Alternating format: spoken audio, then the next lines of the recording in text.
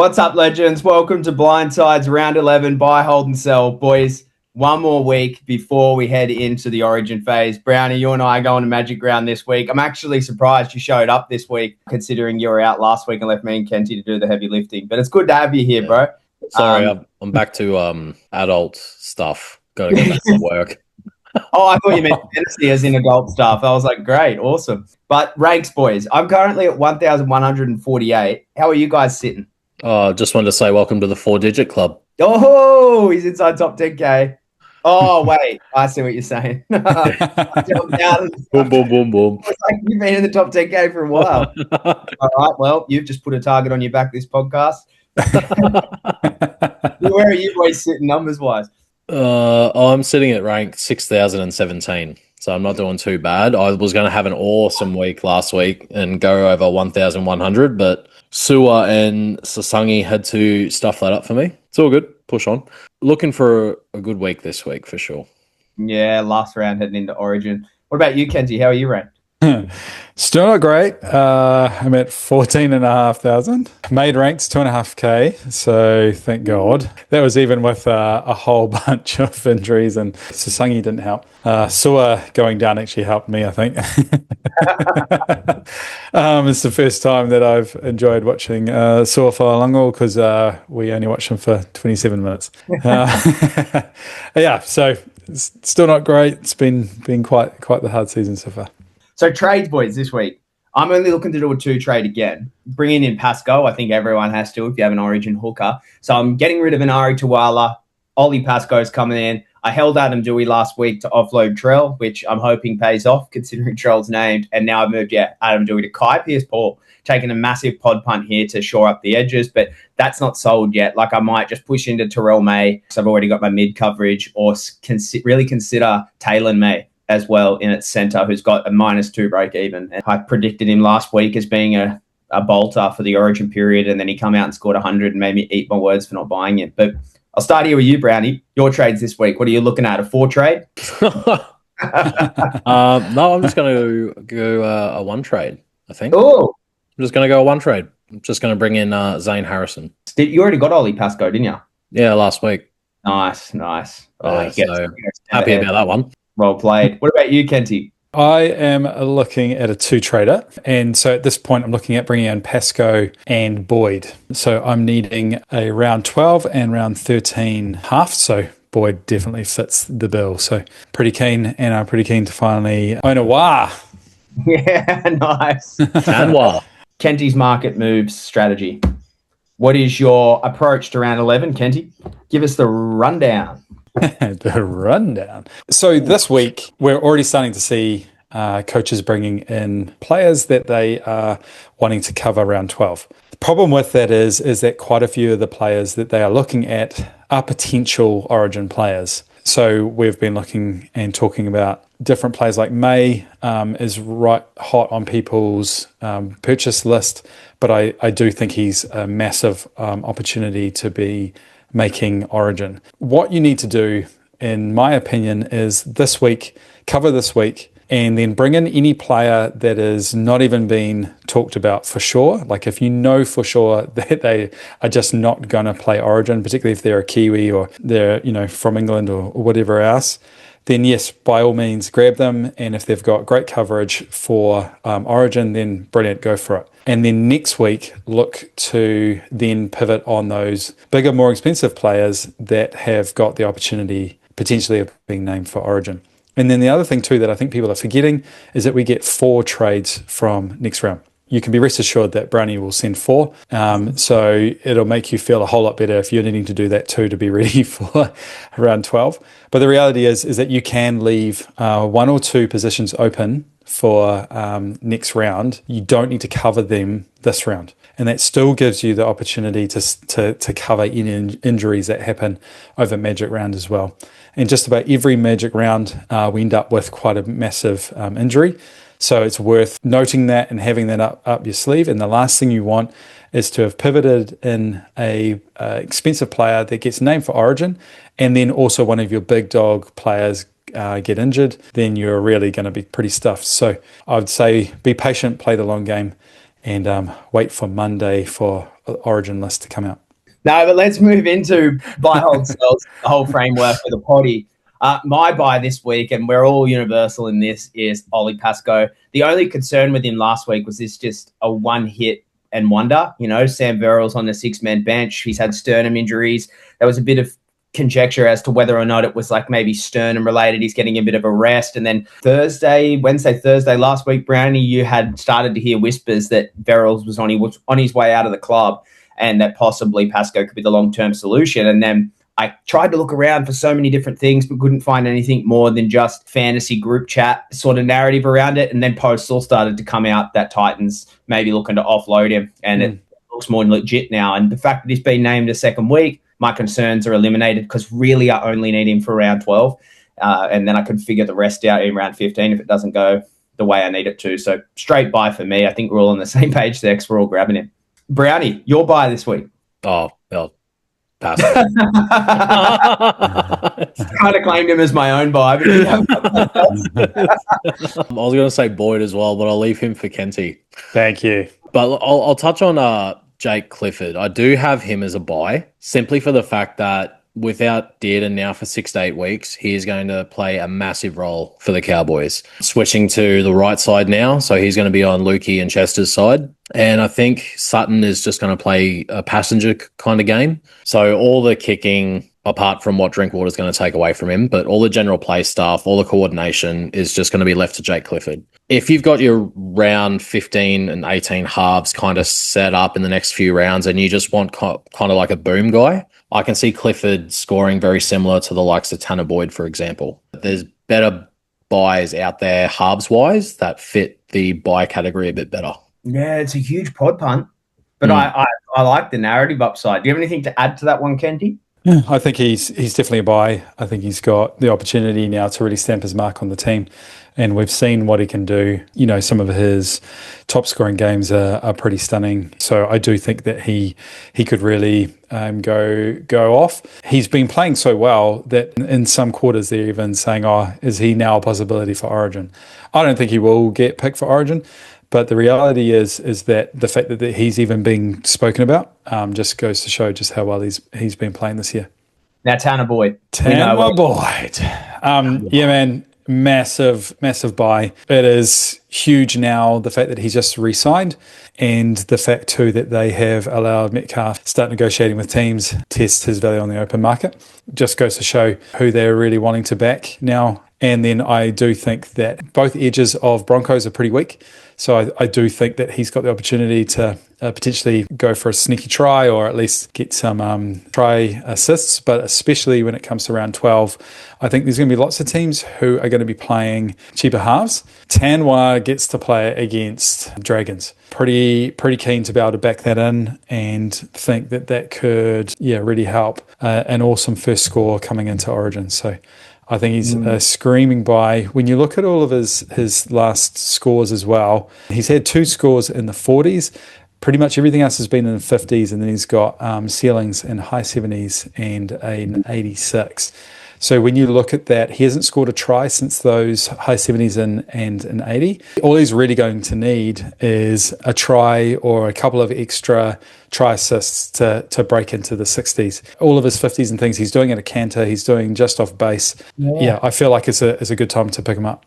The 62 break even isn't really that detracting, considering we know he can score above it. We've seen it this year. He has just over a 3.5 missed tackle average, but even with missed tackle counts, like here we got 4, 5, 5, 4, 1, 3, 4, like they're all scattered in high missed tackles. He just has so much base, and his kick meters are consistently around 450 plus. So I just don't really think the missed tackles matter for him. And if he scores a try, we've got 3 games with the try of a 78, a 76, and 86. Yeah, I might actually be considering pulling back my Kai Pearce-Paul move and looking into Tanner Boyd, because I need a half for round 12. And I was kind of holding out for JC, but I think Tanner Boyd's more a sure thing. Nice. Good pick. Agree. Sells, boys. I'll start with you, Brownie. Who's your sell of the week? Mine is actually Isaiah Yeo. Oh, interesting. I can see the reasoning for it, though, to be honest. Yep. What I can kind of picture, and why people are going to be going, bro, why the hell would you sell Yeo before he goes off to Origin? And it's simply because of the fact that Penrith are playing the Dragons this week. If Penrith get up 30, 40 plus, which is probably going to be the narrative, there is no reason to keep Yo out on the field. I could see him getting a 55, 60-minute stint. He could be pulled off around probably that 40-point mark. And with his break even in the low 60s now, he's going to lose cash. And he's going to be a sell come Origin time anyway, because it's historically proven that whenever Yo backs up after Origin, his scores plummet. His minutes plummet, his output, everything plummets. So he's a sell now, and then he's probably a buyback after Origin. But now is the kind of time to get off. Yeah, I have a contention against that because I'm a Yo owner myself and a Carrigan owner. So, I could easily justify it because I'm not losing much. My concern is, like, who are you trading him to? If you don't need the mid cover, it's a way more viable sell. I agree. But if you need the mid cover, there's no real screaming mid options right now that are in the market. So I'd rather just drag it out another week. And I do agree there is a strong concern with the minutes reduction, but I do want to just highlight the coaches that are 50-50 on whether or not they want to do this. He has played low minutes, high minutes all year. Last week was his first score under 50. So, yes, he'll probably lose money in reducted minutes. Like, I would say a 45 to a 50 is within the ballpark this week, but it won't be such a massive cash reduction if you're forced to hold. Like, I fully agree with Browny here, but I'm more holding that Yo narrative towards coaches that are just trying to save trades. Like, you don't need to get rid of Yo. If your trade balance is starting to hit 15, 14, 13, just let it roll out. That would probably be my only concern. But yeah, I did look at Yo this week and think, damn, man, I think he's going to floor. Kenty, your whole sell this week. At the moment is Sasangi. It doesn't look good when someone has to go for extended scans. So right now I am selling Sasangi to Boyd. I would far rather him be kind of gone for 1 to 2 weeks and I'd hold him, because the whole point of why I bought him was for the Origin cover, and it's super elite, but it's not looking good. And the other thing too that was interesting when watching him is, even before the injury, he had already missed 3 tackles. He looked nowhere near his damaging best. And so I think it would have been a flaw game anyway, and then when he got injured. So yeah, what a cat. It was always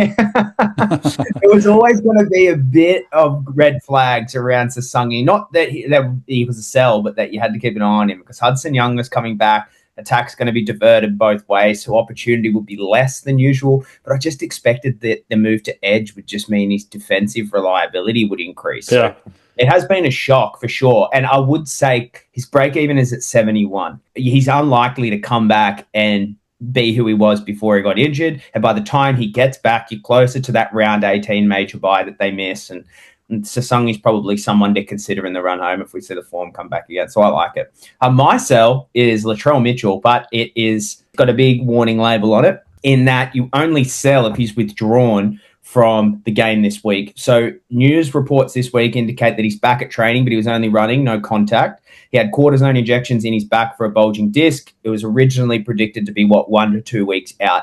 Named this week for Magic Round. He's traveling with the squad to Magic Round, but because he plays the second game, I want coaches to strongly consider that you still have so many teams and players to pick from. Like, we've highlighted players from the Tigers that are interesting, highlighted players from, say, the Titans in Pasco that are interesting, the Warriors, heaps of players of interest in those next few games following South's game. So if Trell is a withdrawal before the game and we know he's not playing, sell him. Don't hesitate, because you're not going to want to hold a bulging disc Latrell Mitchell while he's playing over the Origin period, likely to get rests, buy him back in the run home. You know, I was a bit on the narrative of I'm going to hold Latrell over the Origin period. The second that he was injured, tune changed. Sell only if he doesn't play. Hold definitely if he does play. Just give him a swing. Hold train, fellas. I'll start here with you, Brownie.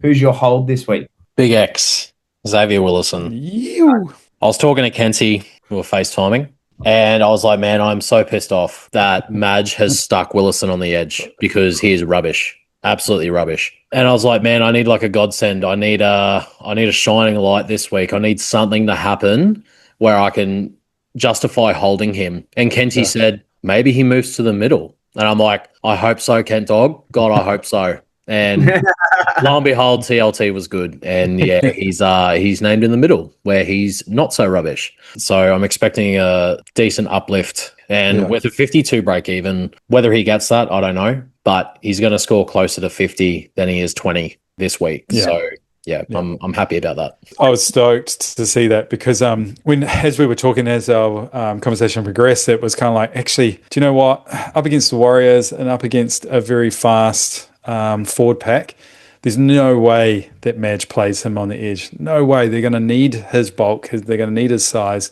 They're going to need his running up through the middle way more than they have against other teams.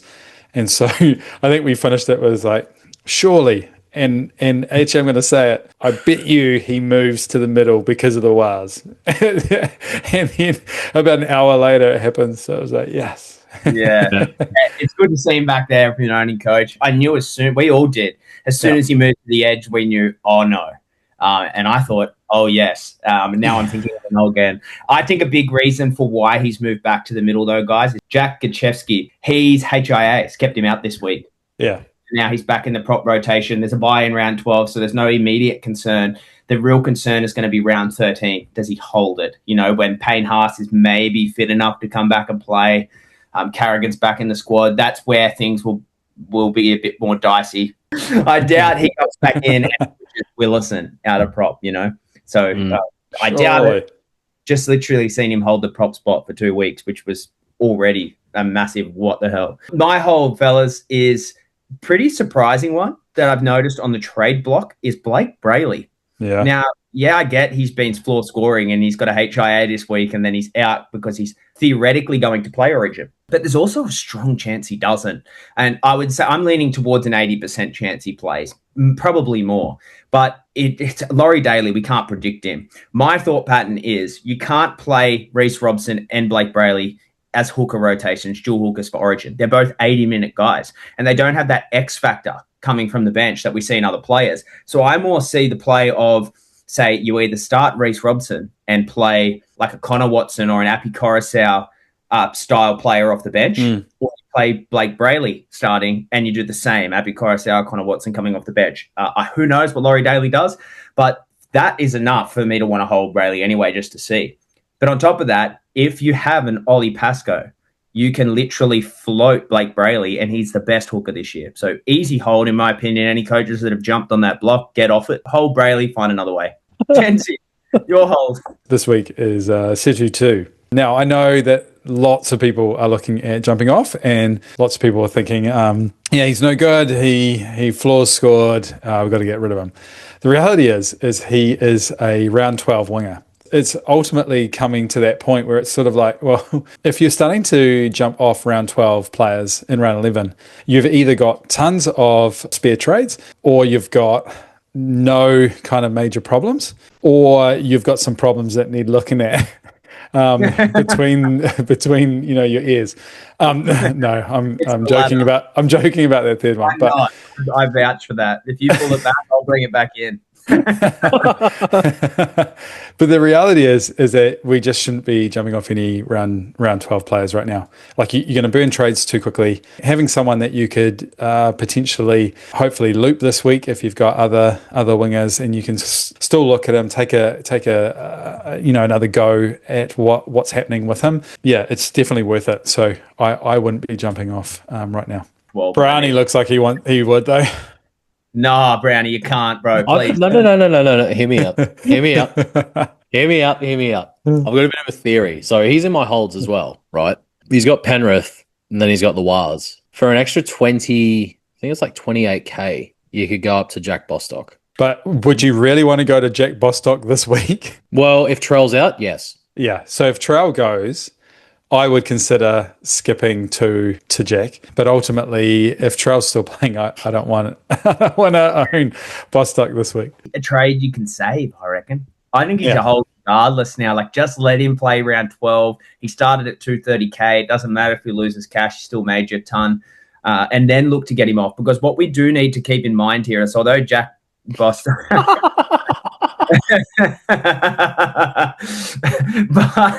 And I'll probably have to repeat this or overlay it a couple of times so Brownie can hear it once he's fixed himself up.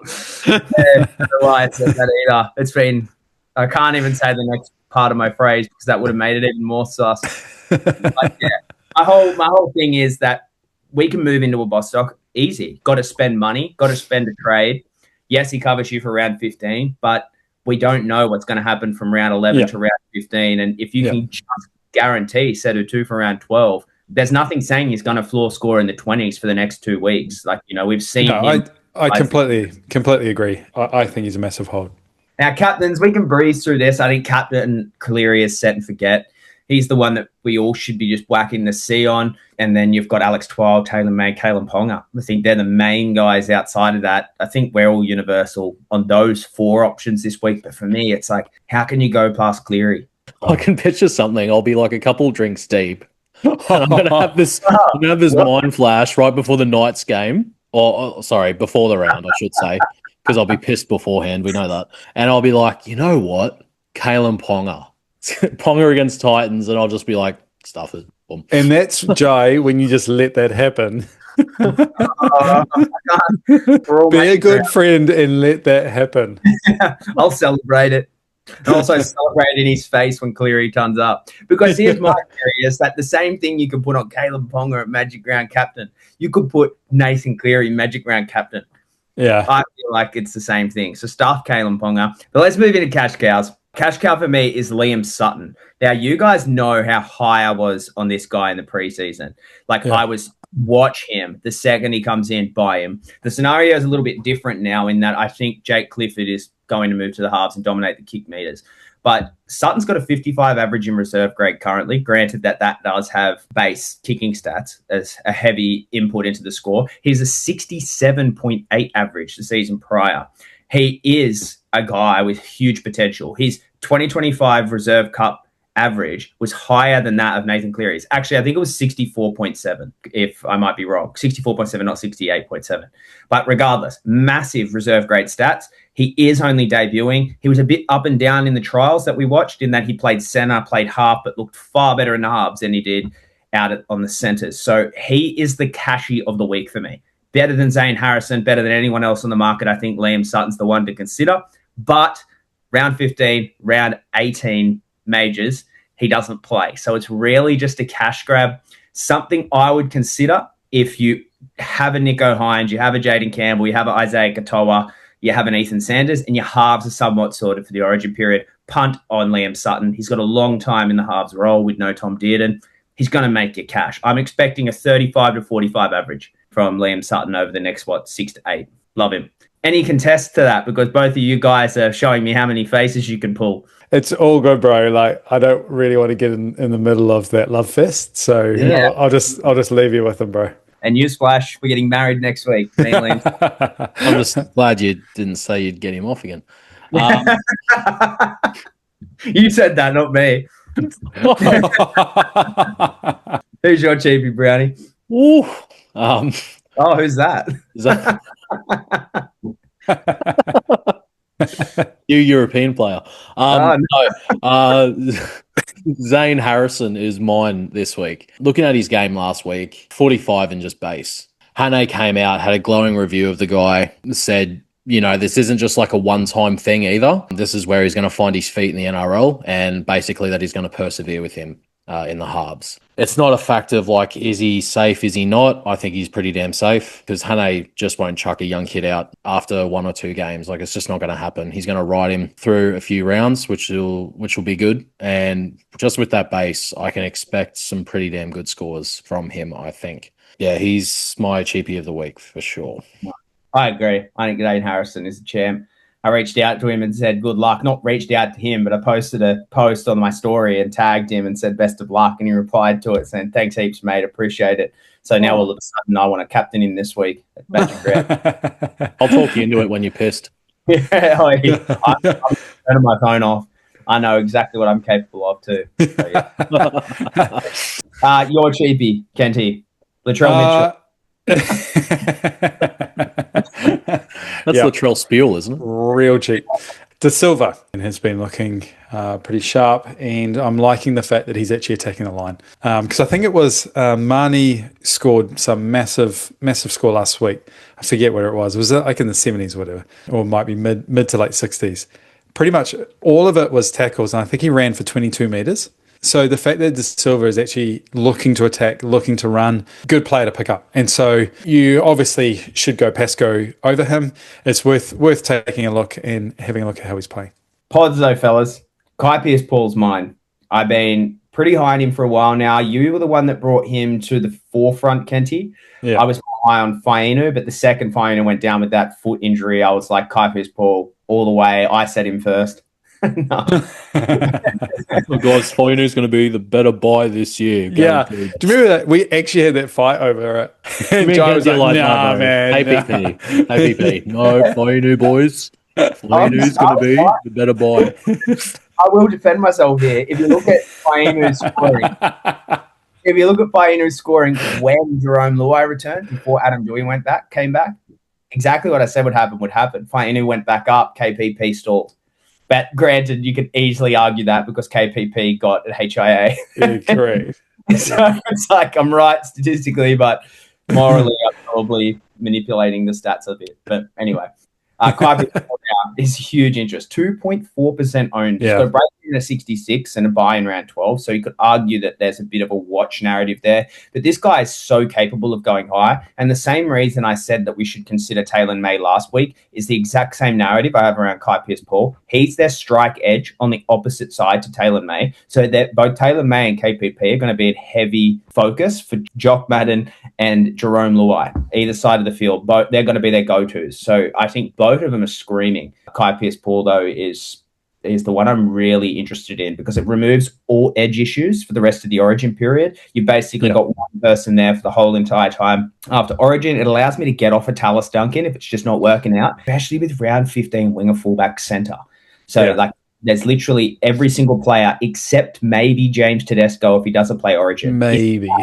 Yeah, out in my back five. Huge. But the other crazy thing is with KPP, people will go, oh, well, he's got the bye next week. But the reality is in the next 9 rounds, he plays 8. That's unreal. And so if you were to actually look at it more from that perspective on any player, you would always take that. If a player is going to play 8 out of 9 games, you would take it, regardless of how far away or how close that bye is.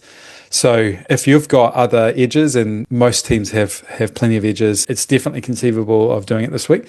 It would be better, obviously, in round 13 because you're not going to have overcapitalized and holding a player sitting on your bench for round 12. But look, if you're wanting to take a pod punt, you've got to catch up. For sure, I would look at it. I think it's screaming by. What about your pod this week? Who are you looking at? My pod is Aaron Clark. I think Aaron Clark has got a huge opportunity coming up. I've kind of put him out there this week, but I think he's probably an even better buy next week. We don't for sure know that Ford is going to be playing Origin. Ultimately, if Ford leaves, and then particularly if Barnett goes as well, I think we're going to see a huge uptick in minutes from Clark. And we've already been seeing how well Clark's been playing in the last sort of 2-3 rounds. His PPM has absolutely skyrocketed, basically scoring more than a point per minute. And I definitely see him as a huge opportunity to be able to make some cash, some quick cash. You could pivot off him if his minutes drop again post-Origin. But also I do see him scoring some pretty big scores and getting closer to how he was scoring last year. Nice. Yeah, I like him more than the idea of Tarpany. I don't know why, but something just definitely tickles my fancy. Who's your pod, Browny? Who tickles your fancy in the pod range? Leo Thompson tickles my fancy. And I know the bye schedule isn't great for Leo. This is rounds 15 and 18. Let's say Horsburgh makes Origin. Let's say all these big names make Origin. Like someone who's still in that mid-tier that you can definitely get is Leo Thompson. And the way he's been scoring, his trajectory as well. The inclusion of Max King does worry me a little bit when it comes to minutes, but not great extent. I still think Thompson plays anywhere between 50 to 55 minutes. And at the moment, he's going at about that 1 or just over 1 ppm. So he's putting in the work for the Dogs pack. So that's why I like him. He's just got that mongrel dog in him. He's solid. You've had him on the pod watch for a while too, so I don't mind it at all.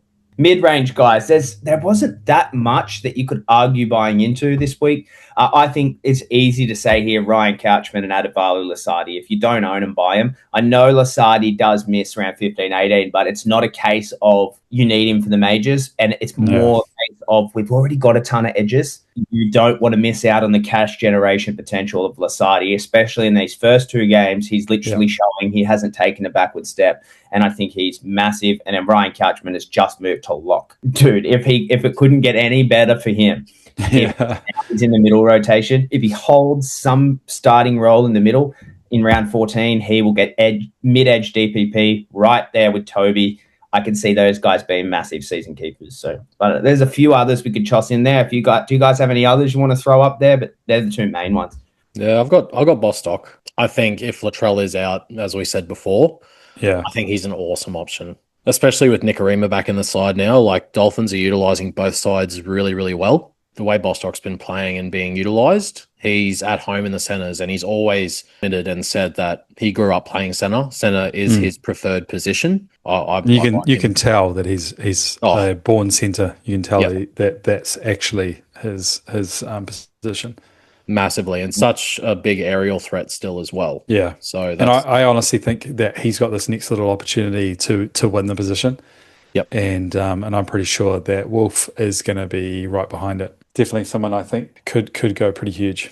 He'd be fun to own at Magic Round, not going to lie. Yeah. And I think we do need to just introduce an element of that to the coaches now. This game is meant to be fun, and although taking it serious is fun, like I find it funnest when I'm taking it serious, Magic Round is a week where you kind of just go, look, I've done all my preparation. I've got most of my stuff done. I might need to make a couple of key trades, but if you just want to take a punt on one dude, you want him so bad at Origin, hey, who cares what the advice is or what the stats say? Take a punt on it, because there's nothing better than watching that live. But moving into riskies, boys, I think I just need to repeat this one again, Jamal Fogarty, because I've seen a slight uptick in some teams and getting sent the blindside faithful, people interested in him. I fully get it. But the last 2 weeks, he's been removed, late removal from team list. There's nothing saying that won't happen again this week. He has suffered the same groin injury that hampered the kicking duties of Adam Dewey for roughly 4 weeks, I think it was. No goal kicking, heavily reduced in-play kicking, just a short game.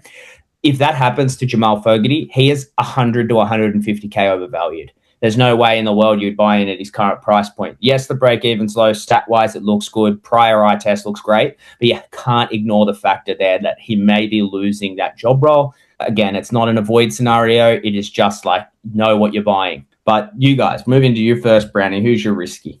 Terrell May. I was actually eyeing him off this week, but it's the fact that we still don't know the Origin selections. With the amount of injuries that the New South Wales Blues have, there is a real chance that Terrell May could be in the squad. As much as we don't think that Daly will pick him just because of everything that happened last year, there is a surefire chance that Terrell May could be named in that squad. And if you trade him in this week and you see him in the squad, you are punching air, because it is pretty much a wasted trade. Yeah, I know he'll back up. Yeah, he's going to be reduced. He's still going to be in that landscape of Origin duties. It's just not going to be fun. If you're eyeing any Origin players or possible Origin players, just wait till next week until we get confirmation of who's actually in the squad, and then make your trades on Tuesday.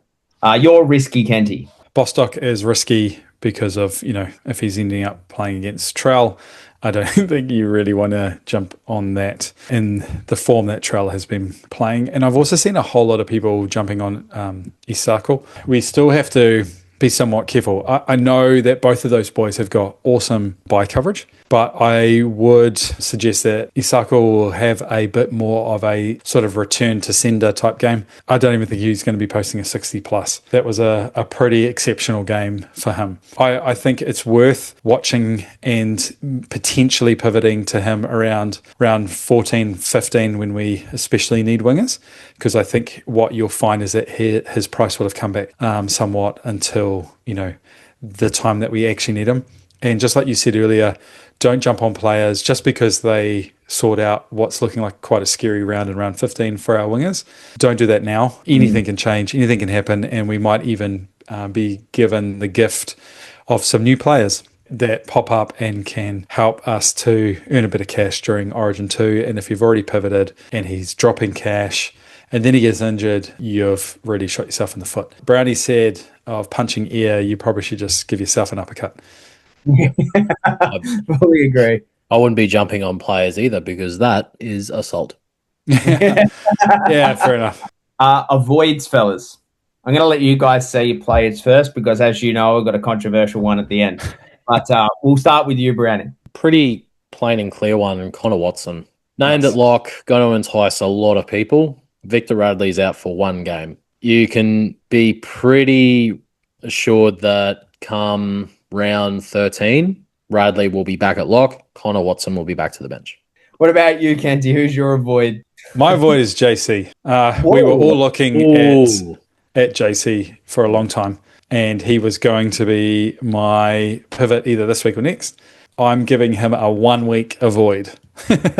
Right. Which is this week. I think he needs to. We need to watch. We need to see what's going on. I think there was particular parts of the game you could tell that he was playing with a fresh half. We've not seen them play together. So also you've got a young, immature rookie, and he was playing a rookie hand at times. And I think that affected JC. I do think it's worth having another watch again, but it's definitely not worth jumping on this week, because if we see a whole bunch of other things change, if we see an entrenching of how Harrison plays, and that's going to hurt JC further, you don't want to go there, I don't think. Yeah, that's kind of where I'm sitting. I've got him as a watch, but literally for the same reasons as you there. It's like you got to just see this play out. His break-even's in the 80s. I think it's at 81. Yeah. So, like, dude, he's going to drop a ton of cash anyway if he keeps maintaining his current scoring profile. I'd much rather play for a Fletcher Sharp-priced Jaden Campbell than a version. So, yeah, watching it. Now, boys, my avoids, it caused a bit of controversy with Brownie's response the second he read my buy, hold, and sell list. But it is all Knights players, all Cowboys players, and all Panthers players. It's because they missed two of the three. Trust Jai to choose every single player, eh? Yeah. Like, says, you boys, you can choose Right, one. boys, I'm just going to chuck I'm 90 gonna players choose in this 90. one. Yeah, I'm just going to chuck 90 players in this one thing, and I'm going to talk about it. And, That was the best reenactment of me I've ever seen. Except when I do it. See, that's bang on. But yeah, Knights, Cowboys, Panthers. They missed two majors. Now, I'm not saying if you own a Panther, you own a Cowboy, you own a Knight to get rid of them. I'm just saying don't buy them now. If you wanted Kalen Ponga punt, I think it was more last week. He's scored another massive score. His price has risen again. If you don't have, outside of, I would say, Liam Sutton, a cheapie cash out option at the Cowboys, like, you don't want any of these guys because, first of all, Knights don't play 12 or 15. Cowboys don't play 15 or 18. And what's the Panthers? Panthers don't play 12 and 15, is it as well? 12 and 15. Yeah, pretty sure. So it's like you missed two major buys. It's a massive, massive L for buy coverage. And the reason why major buys, for coaches that may not know, is the problem is because the most teams are on a buy in that week. So it's super hard to find coverage. If you buy into these guys now, it references straight to an article Kenty's put out last year. I'm not sure if you've updated it for this year, Kenty, but it's I'm updating. Overcapitalizing in players. Why buy Kalen Ponga when he's going to miss the first two majors and sit on your bench and do nothing? I get it. He's got a low break even. He could make you money, whatever, but he's also probably going to play Origin. So anyway, what are you guys laughing at? We both bought them last week. Oh, that's what I said though. Like last week's, you got 2 weeks out of him to get that cash rise, and now you're both going to overcapitalize and regret it. Hopefully, that's great. Freaking ahead, or I'll regret it the same way I regret Dylan Brown a little bit, tiny bit. It's not over yet. It's not over yet. Even when he gets to half time and he might be on 25, I'm going to still be thinking there's a chance here he could drop heaps of balls and miss heaps of tackles and get sent to the bin, and I could bring this back.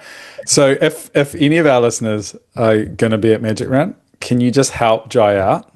It'd be a huge solid if you can just get him some blonde hair dye and pass it to him. That'd be amazing. It'll just speed up the process a little. It will, because it'll save me money and having to go to Woolies to buy the dye for Longy's beard. So I agree. Thanks. Now, watches. I quite liked the one that you want to bring to the table, Kenty, and I share it with you. I'm pretty sure it was Nico Hines. Hines is a watch. I think he's definitely got the opportunity of scoring well. I think he's got the opportunity to still go big over this next period of time, particularly when he's playing teams that have been depleted by Origin. But what we just saw, case in point, that is a little bit scary about buying him is what we saw last week. And what it really came down to is he just didn't run. His run meters were incredibly low in comparison to previous weeks where we were starting to see him as a buy. So I think that that's something well worth watching this week to see if anything's changing. Brownie, your tips this week, bro. Hit us with them. Ooh. You better I've been on a roll lately. I think I got 7 2 weeks ago, and I think I got 6 last week. So Magic Round. Can't wait to see all these live. It'll be very fun. Sorry, Kenty. Yeah, same. Oh, no, sorry. Okay, so I've got Sharks over Doggies. Oh, you're a good man. I think I don't want to listen to your blubbering Jai all Friday night. Especially game 1. Oh, man. That's time to get it out of the way. Yeah, no. So I think Sharks will get up for you. That's for sure. I'm going Dolphins over Bunnies, simply for the fact that I think Latrell doesn't play. Even if he does play, I'm still going to take Dolphins, I think. I'm going to go Seagulls over Tigers. I think Seagulls are in red hot form at the moment, so I can't tip against them. Roosters, Cows, I'm going to go Roosters, fit and firing at the moment. Now, I can safely and confidently say this once again, and I'm not going to be nervous to say this. Storm over the Eels. Storm are going to win. Streak's broken. Stuff all of yous. I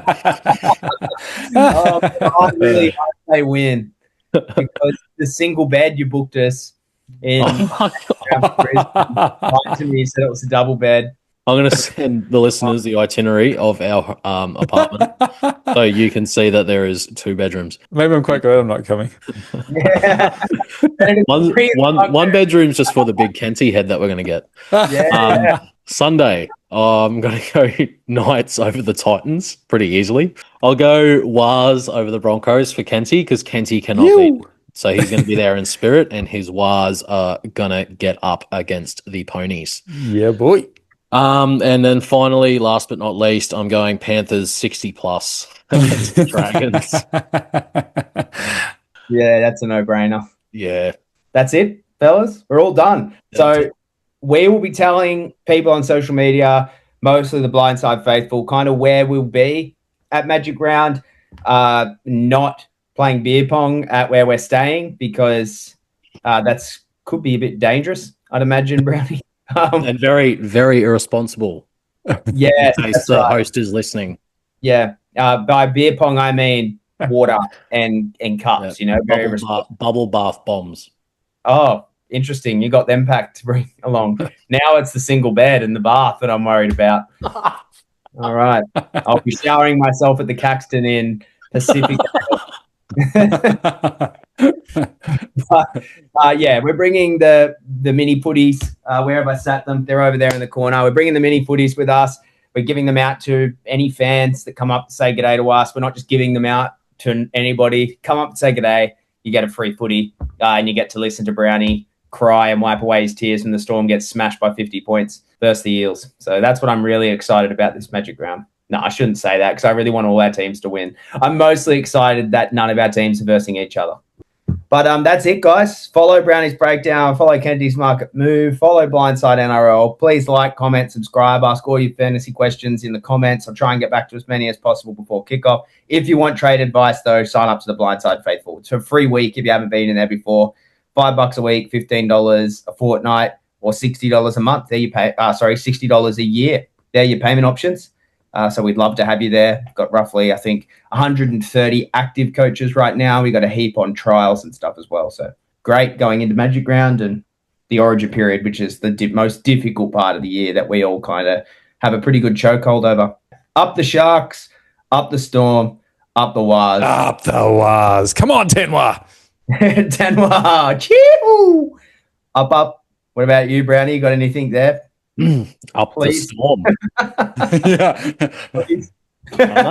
No, not this week. Nope. I'm very confident. It has been set yet again. Up the Storm. They're gonna do it. Chee-hoo. See you on the next one. Laters.